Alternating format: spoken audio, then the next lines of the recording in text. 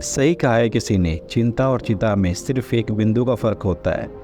इस दुनिया में कुछ लोग बेवजह चिंता करते हैं, बिना किसी कारण के ही अपने आप को और अपने मन को परेशान भी करते रहते हैं। चिंता हमें बीमार करती है। आज इस वीडियो से हम सीखेंगे कि हमें बेवजह चिंता करनी नहीं चाहिए।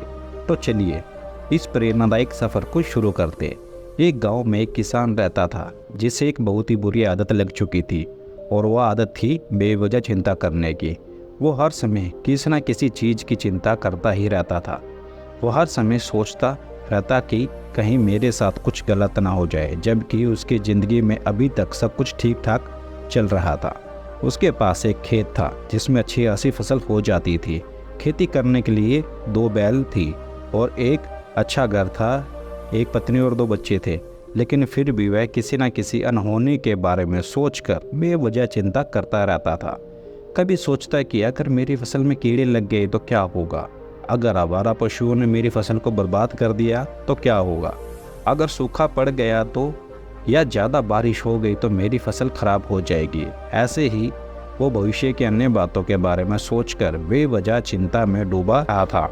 जैसे कि कहीं खेती के समय मेरे बैल बीमार ना पड़ जाए, मेरे बच्चों का भविष्य कैसा होगा, कहीं बुढ़ापे में मुझे कोई बीमारी ना लग जाए, मेरे बच्चे बुढ़ापे में मेरा ख्याल रखेंगे भी या नहीं।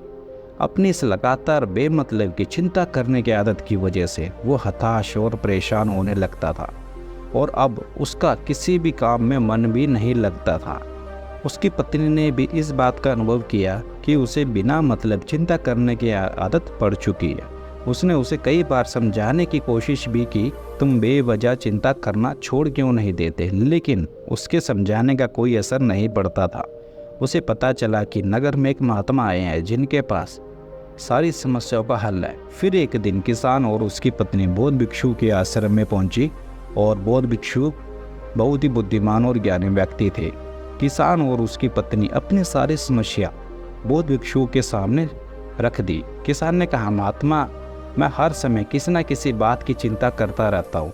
मैं ज़्यादातर उन बुरी चीज़ों के बारे में सोचकर चिंतित होता रहता हूँ जो अभी तक मेरे साथ हुई भी नहीं है। किसान की समस्या को पूरे ध्यान से सुनने के बाद बौद्ध भिक्षु ने कहा, ठीक है, तुम दोनों कल सुबह आना और फिर मैं तुम्हें तुम्हारी समस्या का समाधान बता दूंगा। अगली सुबह जब किसान और उसकी पत्नी बौद्ध भिक्षु के आश्रम में पहुंची तो देखते हैं कि बौद्ध भिक्षु बहुत ही चिंतित अवस्था में जमीन पर पालथी मारकर बैठे हुए हैं, और उनके सामने एक दूध से भरा गिलास रखा हुआ है। बौद्ध भिक्षु बार बार उस दूध के गिलास की ओर की तरफ देख रहे हैं, और फिर कभी अपना हाथ अपने सर पर रखते तो कभी जमीन पर। वह बहुत ही चिंतित और बेचैन दिखाई पड़ रहे थे। यह देखकर किसान ने पूछा, महात्मा, आप इतने परेशान क्यों लग रहे हो? आपके समक्ष दूध रखा है, आप इसे पी क्यों नहीं लेते?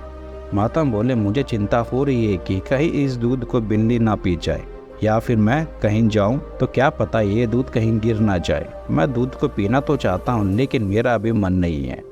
मैं तो यही सोच रहा हूं कि अगर यह दूध खराब हो गया या कोई गंदी चीज़ इसमें गिर गई तो फिर क्या होगा? इतना सुनकर किसान जोर जोर से हंसने लगा। किसान ने हंसते हुए कहा, इसमें इतनी चिंता करने वाली कौन सी बात है? यह दूध ही तो है। अगर इसे बिल्ली ने गिरा दिया या खराब हो गया या फिर किसी ने इसे पी लिया तो क्या होगा? ये आपको दोबारा मिल जाएगा, और वैसे भी आपका चिंता करना बेकार है। तो अभी इसे बिल्ली ने गिराया है, ना ही खराब हुआ है, और ना ही अभी इसे किसी ने पिया है, और हो सकता है कि भविष्य में ऐसा हो भी ना। किसान के मुंह से यह बात सुनकर बौद्ध भिक्षु मुस्कुराए और बोले, मैं भी तो तुम्हें ही यही समझाने का प्रयास कर रहा हूँ कि भविष्य की उन घटनाओं की चिंता करना व्यर्थ है जो अभी हमारे साथ हुई ही नहीं, और बहुत बड़ी संभावना है कि वो कभी होगी भी नहीं। और अगर हो भी गई तो जिस चीज़ को तुम एक बार हासिल कर सकते हो उसे तुम दोबारा भी हासिल कर सकते हो, और अगर नहीं कर पाए तो कोई बात नहीं, क्योंकि समस्याओं के आने के साथ ही उन समस्याओं का सामना करने की हिम्मत भी अपने आप ही आ जाती है। यह बात सुनने के बाद किसान को लगा जैसे किसी ने उसके गाल पर एक थप्पड़ मारकर उसे नींद से जगा दिया हो। उसे महसूस हुआ कि वो भी यही गलती कर रहा है।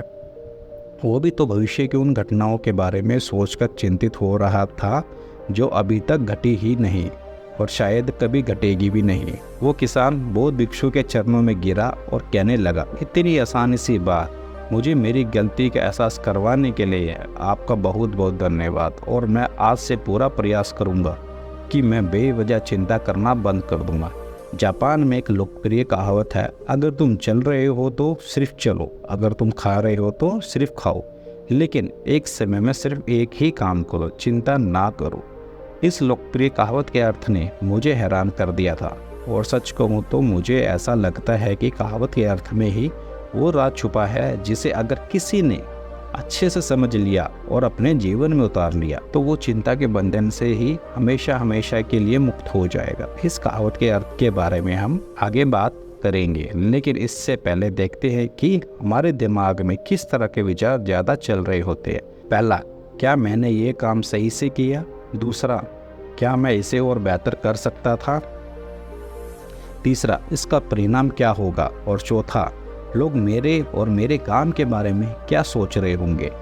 ये ऐसे कुछ विचार हैं जो हमारे दिमाग के सिस्टम में ज़्यादातर समय चलते रहते हैं, लेकिन हमें पता नहीं चलता, क्योंकि हमने इन विचारों के साथ जीना सीख लिया। और हमारा दिमाग काम भी ऐसे ही करता है कि अगर हमने उसे किसी काम को कई बार करवा लिया हो तो फिर यह उसे अपनी आदत बना लेता है और फिर हमारे चाहे बिना भी उस काम को करने का प्रयास करता है। शुरुआत में तो हम किसी भी काम को अपनी इच्छा से पूरे होशोवास में करते हैं, लेकिन बाद में वह हमारी आदत बन जाता है और फिर हम बस बेहोशी की हालत में बिना सोचे समझे उस काम को करते चले जाते हैं। जब एक बच्चा छोटा होता है तब उसे पता नहीं होता कि चिंता क्या है, लेकिन जैसे ही वो बड़ा होता है तो माँ बाप कहना शुरू कर देते हैं, बेटा आपको होमवर्क करना है। आपको उसकी चिंता नहीं हो रही है क्या? आपकी एग्ज़ाम आने वाले हैं, आपको उसकी चिंता करनी चाहिए। और ऐसी न जाने कितनी सारी चीज़ों के लिए बच्चों के आसपास के लोग उसे चिंता करने के लिए कहते हैं और वो छोटा बच्चा इस बात को मान लेता है। अच्छा, किसी भी काम को करने के लिए हमें उसकी चिंता करनी पड़ जाती है और फिर वह भी किसी काम की घटना के बारे में बार बार सोचने लगता है। और शुरुआत में तो वो यह काम जानबूझकर करता है, लेकिन धीरे धीरे उसका मन इसे अपनी आदत बना लेता है और फिर ना चाहते हुए भी उसका मन एक ही विचार के बारे में बार बार सोचता रहता है और फिर वह अपनी पूरी जिंदगी चिंता के इस जाल में फंसकर रह जाता है। लेकिन अब प्रश्न वह उठता है कि इसका समाधान क्या है? तो इसका समाधान है ऊपर बताए गए जिन कहावत का अर्थ यानी जागरूकता। हमें अपने विचारों के प्रति जागरूक होना पड़ेगा। हमें थोड़ी देर रुककर इस बात पर ध्यान देना होगा कि कहीं हम ना चाहते हुए भी एक ही घटना के बारे में तो बार बार नहीं सोच रहे हैं। हमें पूरी जागरूकता के साथ यह देखने का प्रयास करना होगा कि पूरे दिन हमारे अंदर इस तरह के विचार उठते रहते हैं। अब आप पूछ सकते हैं केवल जागरूकता क्या करेगी? मैं कहता हूँ कि यह काफ़ी है। यह मन को शांत करने के लिए पर्याप्त है, मन को अपने स्वभाव का एहसास करने के लिए पर्याप्त है और जीवन में जागरूकता लाने का सबसे आसान तरीका है ध्यान करना, मेडिटेशन करना। ध्यान करने के दौरान अपने विचारों पर ध्यान देना, और जब आप पूरी जागरूकता के साथ अपने विचारों पर ध्यान देना शुरू कर देंगे तब आप पाएंगे कि आपके मन में चलने वाले गैर जरूरी विचार एक एक करके अपने आप ही गायब होना शुरू हो जाएंगे और फिर आप एक आनंदित और शांत जीवन अनुभव कर पाएंगे। तो दोस्तों, अंत तक बने रहने के लिए दिल से शुक्रिया। आज के लिए इतना ही है। अगर आपको इस वीडियो से प्रेरणा मिली हो तो इसे लाइक करें, शेयर करें और हमारे चैनल को सब्सक्राइब करना ना भूलें। धन्यवाद। नमो बुद्धाय। मिलते हैं आपसे अगली वीडियो में।